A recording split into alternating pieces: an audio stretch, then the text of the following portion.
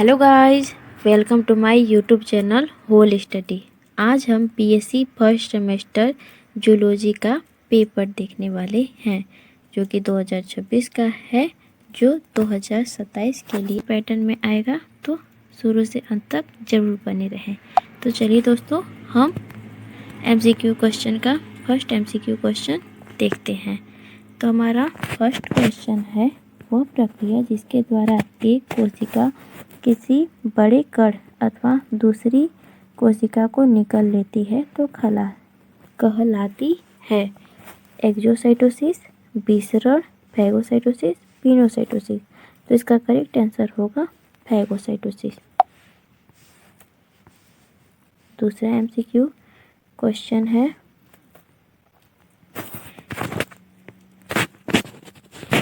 कोशिका सिद्धांत कहता है कोशिका ही पौधे एवं जानवरों की मूलभूत संरचनात्मक इकाइयाँ होती हैं।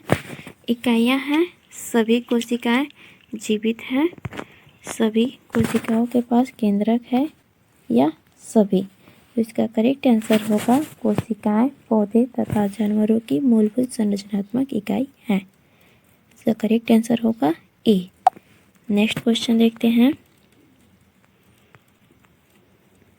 क्वेश्चन नंबर 3, कोशिकाओं से सक्रिय कोशिकीय निष्कासन प्रक्रिया को कहते हैं एंडोसाइटोसिस, फैगोसाइटोसिस, पिनोसाइटोसिस, एक्सोसाइटोसिस। तो दोस्तों, यहाँ पे जो फैगोसाइटोसिस है और पिनोसाइटोसिस, ये दोनों ही एंडोसाइटोसिस के प्रकार हैं, जिसमें कि कोशिकाओं के अंदर किसी पदार्थ को ग्रहण किया जाता है, और जो एक्सोसाइटोसिस है उसमें पदार्थों को बाहर निकाला जाता है। तो इसका करेक्ट आंसर होगा डी, एक्सोसाइटोसिस। तो हम नेक्स्ट क्वेश्चन देखते हैं। Question number 4, fluid mosaic model के अनुसार प्लाज्मा झिल्ली बनी होती है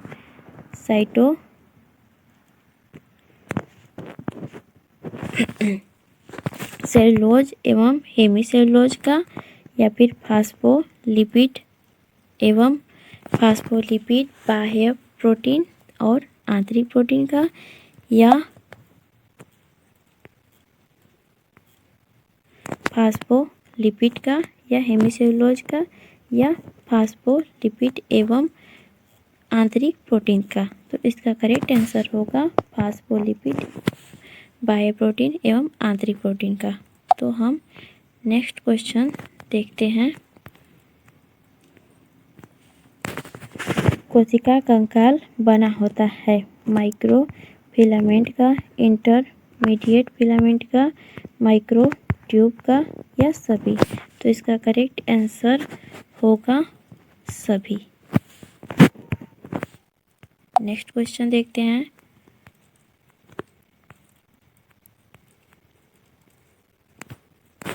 कोशिकाएं अन्य कोशिकाओं के साथ परस्पर जुड़े हुए या क्रिया करते हैं कोशिका आसंजन द्वारा, कोशिका डिटेक्टर द्वारा, कोशिका नलिका द्वारा, या कोशिका जंक्शन। इसका करेक्ट आंसर होगा कोशिका जंक्शन द्वारा परस्पर क्रिया करती है। तो हम क्वेश्चन नंबर 7 देखते हैं।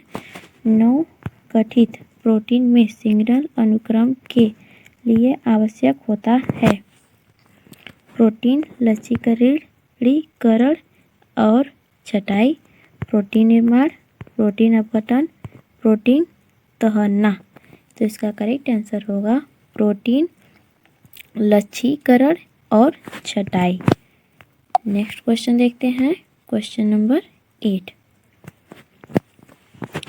कौन सा अनुपात पूरक जीन अंतःक्रिया को दर्शाता है? तो इसका करेक्ट आंसर होगा 9:7। नेक्स्ट क्वेश्चन देखते हैं। मानव कैरियोटाइप को ... समूहों में विभाजित किया जाता है। तो इसका करेक्ट आंसर होगा 7। तो चलिए दोस्तों, नेक्स्ट क्वेश्चन देखते हैं। क्वेश्चन नंबर 10, मानव कैरियोटाइप में X गुणसूत्र ... समूह से संबंधित है?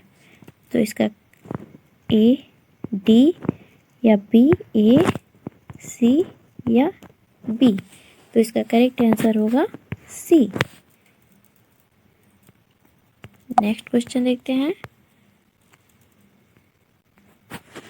कौन सा कैरियोटाइप मानव सिंड्रोम से पीड़ित महिलाओं को दर्शाता है?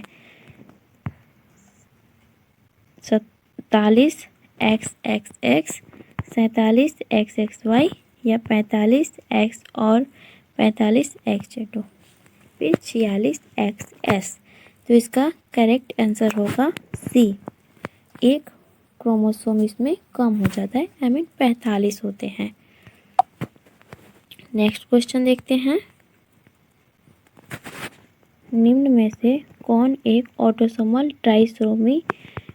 ट्राइसोमी का उदाहरण है? Turner syndrome, down syndrome, Klinefelter syndrome या उपर्युक्त में से कोई नहीं? तो देखिए दोस्तों, जो लिंग गुणसूत्र होता है, जो टर्नर सिंड्रोम होता है और क्लाइनफेल्टर सिंड्रोम, ये दोनों लिंग से जुड़े हुए डिजीज हैं, से जुड़े हुए बीमारी है। और जो डाउन सिंड्रोम है वो ऑटोसोमल है, जो अलिंगी गुणसूत्र पर होता है, ये ऑटोसोमल है। तो इसका करेक्ट आंसर हो जाएगा डाउन सिंड्रोम। नेक्स्ट क्वेश्चन देखते हैं। कौन सा प्रतीक एक ऐसे मनुष्य को दर्शाता है जिसका लिंग निर्दिष्ट नहीं है? इसका तो वृत्त, हीरा, वर्ग या त्रिभुज? तो इसका करेक्ट आंसर होगा हीरा। हीरे जैसे शेप का होता है, जो कि लिंग निर्धारण या लिंग निर्दिष्ट को दर्शाता है।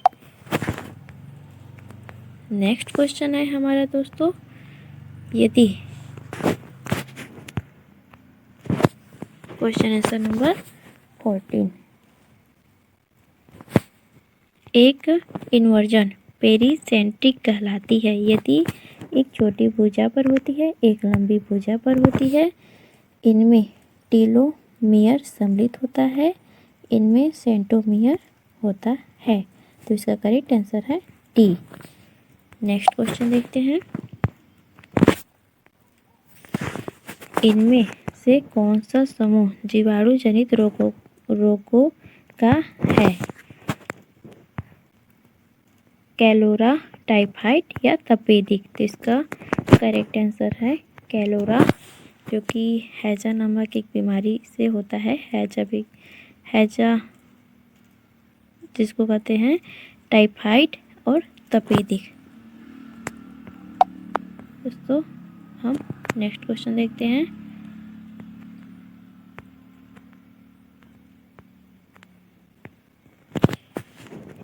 एक यूकैरियोटिक कोशिका में राइबोसोमल उप इकाइयों में जोड़ी जाती है केंद्रिका, ईआर, लाइसोसोम, साइटोप्लाज्म? तो इसका करेक्ट आंसर होगा केंद्रिका। चलिए दोस्तों हम नेक्स्ट क्वेश्चन देखते हैं।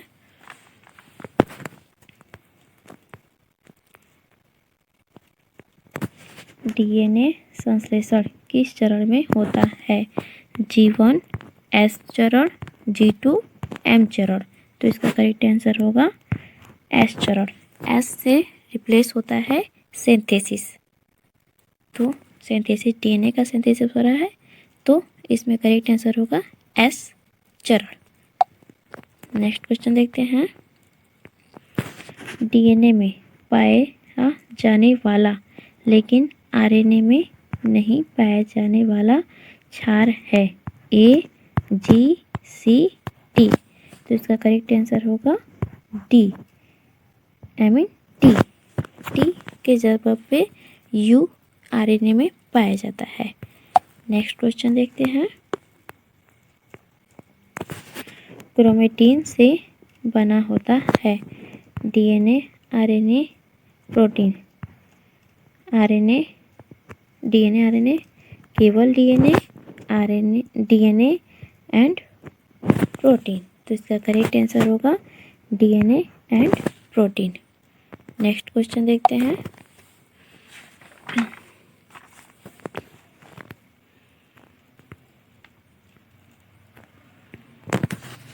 कोशिका संरचना जो समसूत्री विभाजन के दौरान गायब हो जाता है। Nuclear membrane, plasmids, plasma membrane, ribosomes. तो इसका करेक्ट आंसर होगा न्यूक्लियर मेम्ब्रेन। नेक्स्ट क्वेश्चन देखते हैं। डीएनए प्रतिकृति में अति संकुचन को हटाने वाला एंजाइम है। ट्रोपोआइसोमरेज, प्राइमेज, डीएनए पॉलीमरेज, हेलिकेज। तो देखिए दोस्तों, जो हेलिकेज होता है वो डीएनए कोइलिंग को तोड़ने का कार्य करता है, लेकिन वह फिर से हाइड्रोजन बॉन्ड बना करके सिकुड़ने का प्रयास करने लगते हैं। लेकिन जो ट्रोपोआइसोमरेज होता है वो अति संकुचन को हटाने, उसे फिर से संकुचित होने से रोकने का कार्य करता है। तो इसका करेक्ट आंसर होगा ट्रोपोआइसोमरेज। नेक्स्ट क्वेश्चन देखते हैं। कैटेनरीन के लिए कौन से आयन का आवश्यकता होती है? कौन से आयन की आवश्यकता होती है? कैल्शियम या सोडियम या पोटेशियम या हाइड्रोजन। तो इसका करेक्ट आंसर होगा कैल्शियम। नेक्स्ट क्वेश्चन देखते हैं। पेरोक्सिसोम से भरपूर कोशिकाएं हैं। मस्तिष्क की कोशिकाएं, यकृत की कोशिकाएं, हृदय की कोशिकाएं, फेफड़े की कोशिकाएं। तो इसका करेक्ट आंसर होगा यकृत की कोशिकाएं। नेक्स्ट क्वेश्चन देखते हैं। कृमि कीड़े के कारण होने वाली बीमारी है। रेबीज, फाइलेरियासिस, हेपेटाइटिस ए या सिफिलिस। तो इसका करेक्ट आंसर होगा फाइलेरियासिस।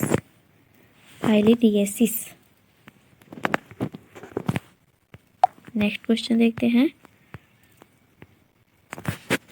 पश्चिम अफ्रीकी स्लीपिंग सिकनेस के संचरण का मुख्य वाहक है। सीसी मक्खी, रेत मक्खी, किंग बग या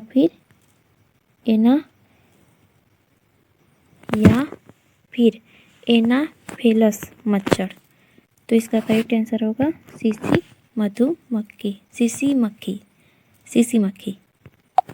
तो चलिए दोस्तों, हम नेक्स्ट क्वेश्चन देखते हैं। जियोर्डिया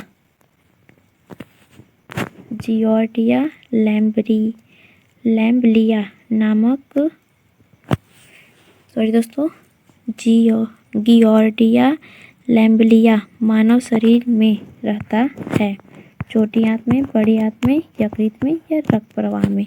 तो इसका करेक्ट आंसर होगा छोटी आंत में। तो हम नेक्स्ट क्वेश्चन देखते हैं दोस्तों।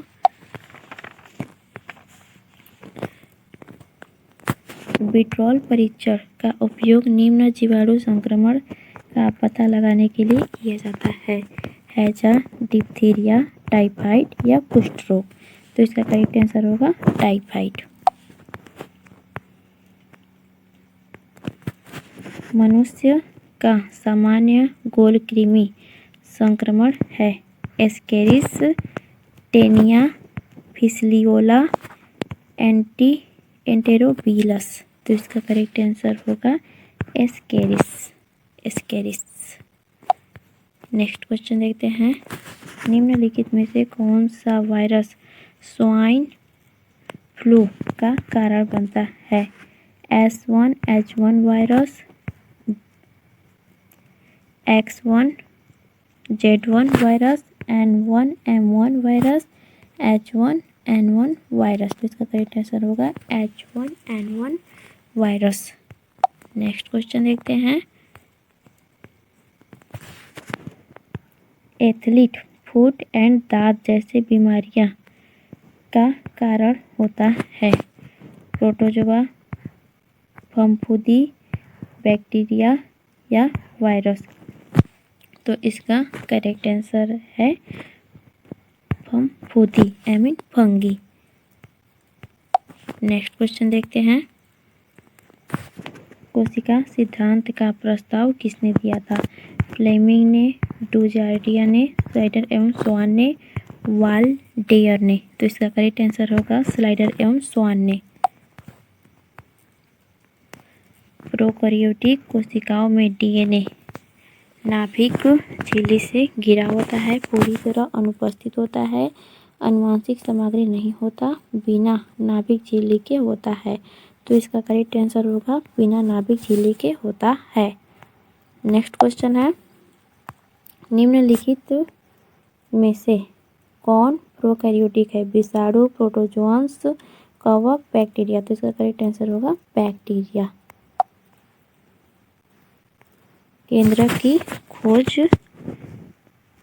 केंद्रक खोजा गया था पैलेट द्वारा, रॉबर्ट हुक द्वारा, मॉर्गन द्वारा या रॉबर्ट ब्राउन द्वारा। तो इसका करेक्ट आंसर होगा रॉबर्ट ब्राउन। वो भी 1831 ईस्वी में खोजा गया था रॉबर्ट ब्राउन द्वारा।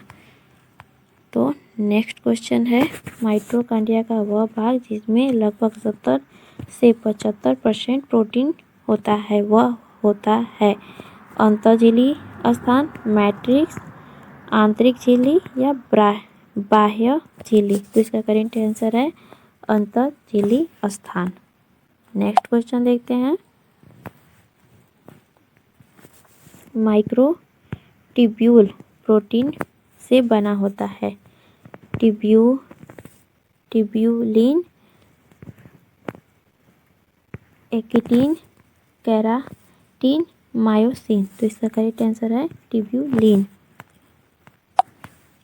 नेक्स्ट क्वेश्चन है, ऑक्सीडेटिव फास्फोरिएक्शन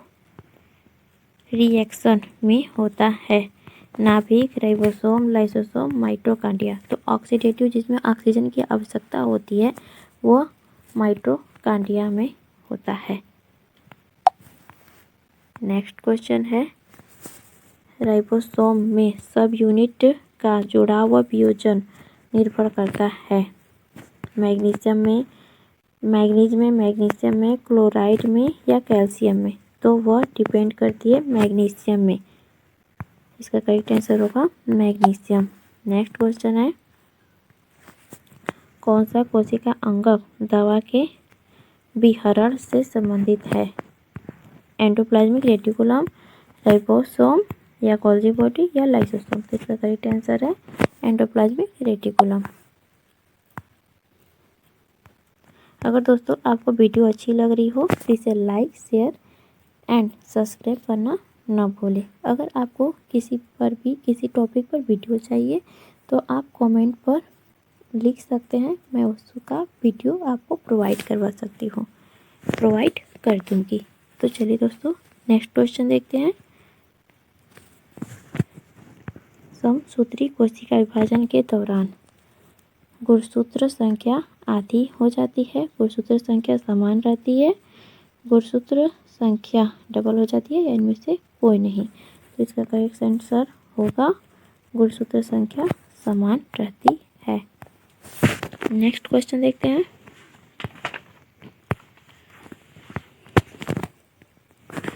राइबोसोम रासायनिक रूप से ... के बने होते हैं। DNA protein, tRNA protein, mRNA protein या आरएनए एवं प्रोटीन का। तो इसका करेक्ट आंसर होगा आरएनए एवं प्रोटीन का। नेक्स्ट क्वेश्चन देखते हैं,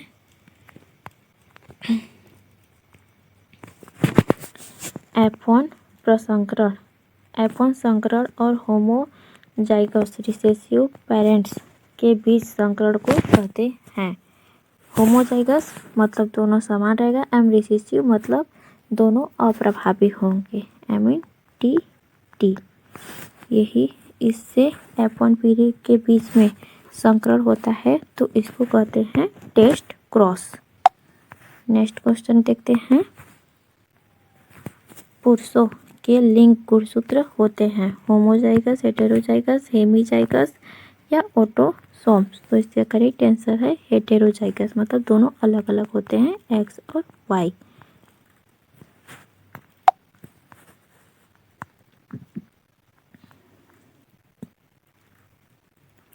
नेक्स्ट क्वेश्चन है, जीन के वैकल्पिक रूपों को कहते हैं allele, allele, complementary gene, supplementary gene या फिर कॉन्ट्रास्टिंग जीन। तो इसका करेक्ट आंसर होगा एलील। नेक्स्ट क्वेश्चन देखते हैं। हाइलैंडिक जीन उपस्थित होता है एक्स वाई दोनों गुणसूत्रों पर, सिर्फ वाई गुणसूत्र पर, एक्स गुणसूत्र पर या फिर ऑटोसोमल गुणसूत्र पर। तो इसका करेक्ट आंसर है वाई गुणसूत्र पर। यह केवल वाई गुणसूत्र पर ही उपस्थित होते हैं। तो नेक्स्ट क्वेश्चन देखते हैं। बी डीएनए के प्रति मोड़ में बेस पेयर की संख्या होती है 10, 8, 9, 10, 11 पेयर बेस पेयर। तो इसका करेक्ट आंसर होगा 10 बेस पेयर। नेक्स्ट क्वेश्चन देखते हैं।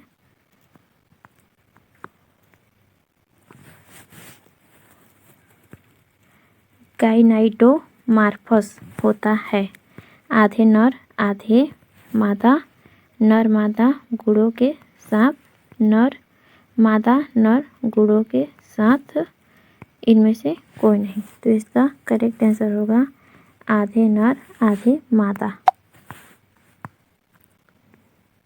नेक्स्ट क्वेश्चन है। एक जीन जिनमें कई कार्य अथवा प्रभाव होते हैं कहलाते हैं प्लियोट्रोपी, डोमिनेंस, कोडोमिनेंस, इनमें से कोई नहीं। तो इसका करेक्ट आंसर होगा प्लियोट्रोपी, जिसमें एक जीन अनेक प्रभावों को दिखाता है। नेक्स्ट क्वेश्चन है। प्रतिलेखन सक्रिय क्रोमेटिन ... कहलाते हैं क्रोमेटिन, हेटेरोक्रोमेटिन, यूकैरियोटिक या इनमें से कोई नहीं। तो इसका करेक्ट आंसर होगा यूक्रोमेटिन।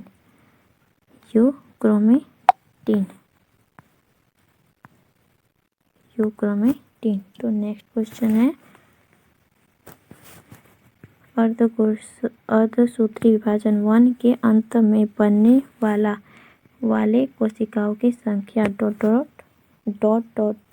होती है 2 अगुणित कोशिकाएं, 4 अगुणित कोशिकाएं, 2 द्विगुणित कोशिकाएं, 4 द्विगुणित कोशिकाएं।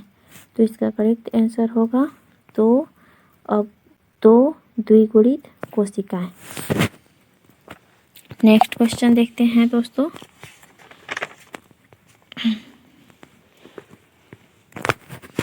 क्रॉस ओवरिंग के दौरान होता है लिप्टोटीन, जाइगोटीन, डिप्टोटीन, पैकेटीन। तो क्रॉस ओवरिंग पैकेटीन के दौरान होता है। नेक्स्ट क्वेश्चन है। इनमें से कौन सा अपोप्टोसिस का लक्षण नहीं है? डीएनए का विखंडन, सूजन, कोशिका का संकुचन, झिल्ली का फूलना। तो इसका करेक्ट आंसर होगा सूजन। नेक्स्ट क्वेश्चन है। कोशिका सतह रिसेप्टर का सबसे बड़ा परिवार है जी प्रोटीन युग्मक receptor, ion channel receptor, enzyme युग्मित रिसेप्टर, नाभिक रिसेप्टर। तो इसका करेक्ट आंसर होगा जी प्रोटीन युग्मित रिसेप्टर। कोशिका विभाजन के दौरान गुणसूत्र अलग ध्रुवों की तरफ चले जाते हैं सेंट्रियोल के कारण, माइटोकॉन्ड्रिया के कारण, साइटोकाइनेसिस के कारण, माइक्रोट्यूब के कारण। इसका करेक्ट आंसर हो जाएगा माइक्रोट्यूब्स के कारण। नेक्स्ट क्वेश्चन देखते हैं। इनमें से कौन सा प्रोटीन का घटक नहीं है? Alpha, delta, beta, gamma. तो इसका करेक्ट आंसर हो जाएगा डेल्टा। नेक्स्ट क्वेश्चन है। साइक्लिन निर्भर काइनेस ... के द्वारा सक्रिय होता है। तो इसका करेक्ट आंसर होगा साइक्लिन के साथ बंधन द्वारा। नेक्स्ट क्वेश्चन है। पूर्व प्रभाविता में जीनोटाइप अनुपात 3:1 होता है। F1 पीढ़ी प्रभावी जनक के समान होता है। F2 पीढ़ी प्रभावी जनक के समान होता है या जीनोटाइप फिनोटाइप दोनों समान होता है 1:2:1। तो इसका करेक्ट आंसर होगा यही डी। दोनों जीनोटाइप और फिनोटाइप अपूर्ण प्रभाविता में दोनों समान होते हैं। नेक्स्ट क्वेश्चन है ड्रोसोफिला में लिंग निर्धारण ... आधारित होता है एक्स गुणसूत्र की उपस्थिति तथा अनुपस्थिति पर, एक्स गुणसूत्र और ऑटोसोमल युग्मकों की संख्या पर, SR13 या फिर एक नीचे है दोस्तों नहीं दिख रहा है। तो इसका करेक्ट आंसर है बी।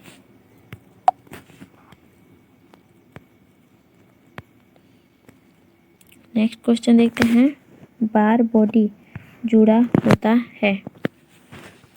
है मादा लिंग गुणसूत्र से, नर लिंग गुणसूत्र से, मादा ऑटोसोम से, नर ऑटोसोम से। तो इसका करेक्ट आंसर है मादा लिंग गुणसूत्र से। नेक्स्ट क्वेश्चन देखते हैं युग्मकों की शुद्धता का नियम के नाम से जाना जाता है पृथक्कृतता का नियम, प्रभाविता का नियम, एकल लक्षण का नियम या उपर्युक्त में से कोई नहीं।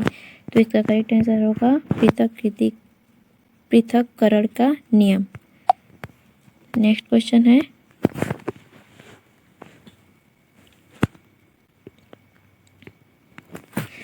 तापमान पर निर्भर लिंग निर्धारण अक्सर ... में पाया जाता है सरीसृप, पक्षी, ड्रोसोफिला, स्तनधारी। तो इसका करेक्ट आंसर होगा सरीसृप। चलिए दोस्तों नेक्स्ट क्वेश्चन देखते हैं मानव महिलाओं में खुराक क्षतिपूर्ति ...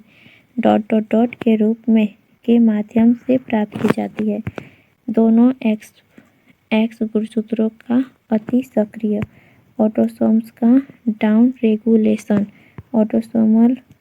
ऑटोसोम्स का अप रेगुलेशन, एक्स रेगुलेशन के रूप में। तो इसका करेक्ट आंसर होगा तो इसका दोस्तों करेक्ट आंसर होगा एक एक्स गुणसूत्र का रैंडम निष्क्रियण।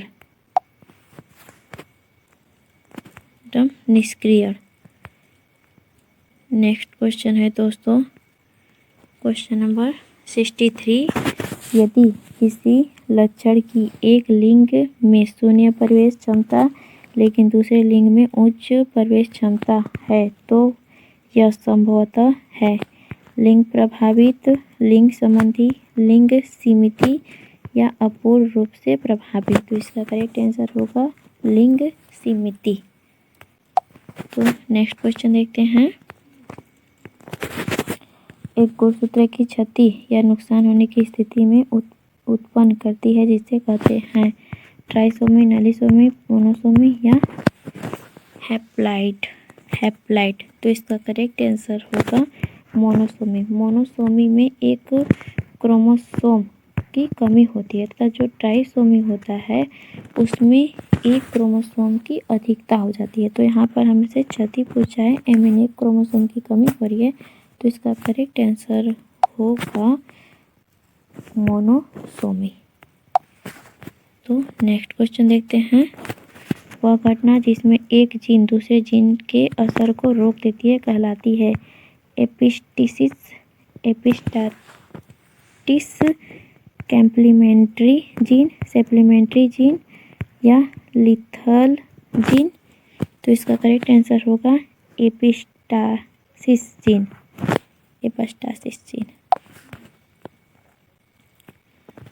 मनुष्य में होमोफिलिया का कारण है लिंग प्रभावित वंशानुक्रम, लिंग अप्रभावित वंशानुक्रम, लिंग स्वप्रभावित वियोग, प्राथमिक कैर्य योजन। तो इसका करेक्ट आंसर होगा दोस्तों लिंग।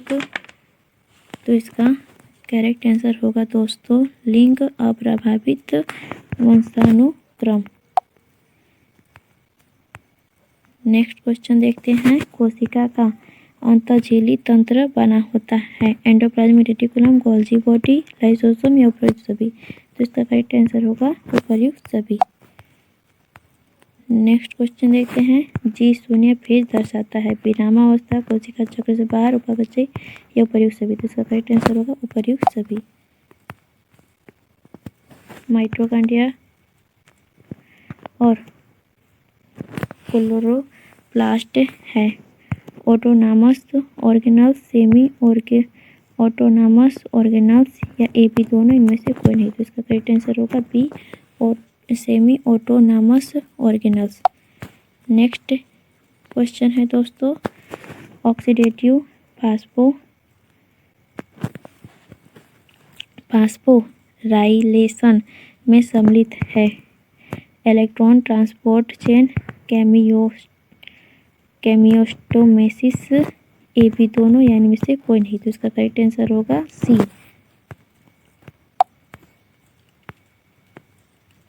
नेक्स्ट क्वेश्चन है, डीएनए की मूल इकाई है नाइट्रोजन बेस, न्यूक्लियोसाइड, न्यूक्लियोटाइड या पेंटोज। तो इसका करेक्ट आंसर होगा न्यूक्लियोटाइड। तो चलिए दोस्तों नेक्स्ट क्वेश्चन है, किस अंग में उपस्थित जीन द्वारा नियंत्रण लक्षण साइटोप्लाज्मिक वंशानुगति का उदाहरण है। माइटोकॉन्ड्रिया, क्लोरोप्लास्ट, राइबोसोम, केंद्रक या लाइसोसोम। तो इसका करेक्ट आंसर होगा माइटोकॉन्ड्रिया तथा क्लोरोप्लास्ट। नेक्स्ट क्वेश्चन है, एपिस्टेसिस क्या है? जीन प्रभाव को छिपाना, लिंकेज का प्रकार, जीनों का समूह, उपर्युक्त सभी। तो इसका करेक्ट आंसर है जीन प्रभाव को छिपाना। नेक्स्ट क्वेश्चन है, मनुष्य में त्वचा का रंग विरासत में मिलता है। Sex linked, polygenic, monogenic, epistasis. तो इसका करेक्ट आंसर है पॉलीजेनिक। तो दोस्तों नेक्स्ट एवं लास्ट एमसीक्यू क्वेश्चन है 75वां, कि मनुष्य में बहुएलिज्म का सबसे अच्छा उदाहरण है। त्वचा का रंग, अंधापन, ऊंचाई या एबीओ ग्रुप सिस्टम। तो इसका करेक्ट आंसर है एबीओ, मुख्य प्रणाली, समूह प्रणाली। तो अगर आपको वीडियो पसंद आई हो तो आप वीडियो को लाइक एवं सब्सक्राइब करना ना भूलें।